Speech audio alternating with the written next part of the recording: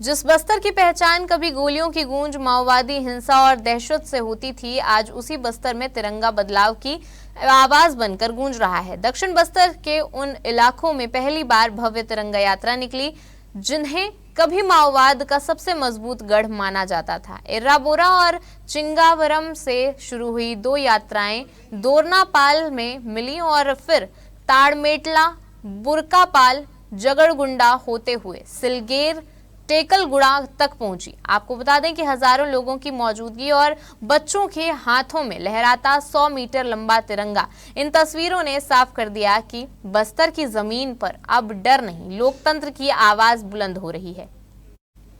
इर्राबोरा एक ऐसा नाम जिसे कभी बस्तर के सबसे दर्दनाक अध्यायों में से जोड़ा जाता था, लेकिन शुक्रवार को इसी जमीन से निकली तिरंगा यात्रा ने कहानी का रुख बदल दिया। गृह मंत्री विजय शर्मा और सांसद महेश कश्यप बाइक पर सवार होकर हाथों में तिरंगा लेकर इर्राबोरा से रवाना हुए। दूसरी ओर वन मंत्री केदार कश्यप ने चिंगावरम से यात्रा की कमान संभाली। दो दिशाओं से निकली ये यात्राएं दोरनापाल में पहुंचकर एक हो गई। आपको बता दें, यहाँ स्वागत का नजारा भी खास रहा। स्कूली बच्चों ने करीब 100 मीटर लंबे तिरंगे के साथ यात्रा का स्वागत किया। सड़कों पर लहराते तिरंगे और लोगों की भीड़ ने दक्षिण बस्तर की तस्वीर बदल दी। और आपको बता दें, इसके बाद तिरंगा यात्रा उन रास्तों पर आगे बढ़ी जहां कभी सुरक्षा बलों के लिए कदम रखना भी चुनौती माना जाता था।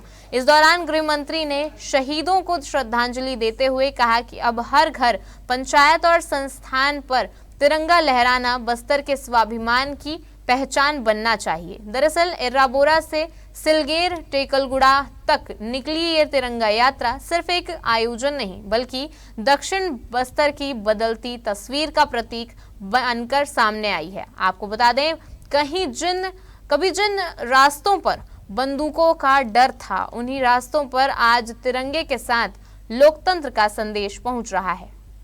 हमारे छत्तीसगढ़ के सुदूर वनांचल क्षेत्र, जहां पर नक्सलियों का कभी बोलबाला हुआ करता था, तिरंगा फहराने की दृष्टि से लोगों को फरमान जारी किया जाता था कि उनके हाथ काट दिए जाएंगे, उनको जान से हाथ धोना पड़ेगा, गांव से बाहर का किया जाएगा।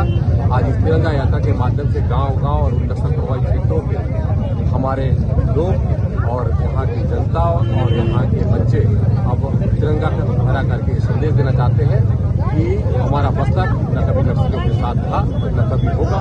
विषम परिस्थिति में और बिना हथियार के भी हमारे बस्तरवासियों ने नक्सलियों के साथ में लोहा दिया। कुमारी कट्टम ज्योति 1 वर्ष की बच्ची, जिनकी माताजी भी साथ हैं, जो नक्सलियों ने जिस बच्ची को जला दिया था, और इंटरनेट पर आज भी आप खोजेंगे इर्राबोरा तो बच्ची की तस्वीर तैरते हुए आती।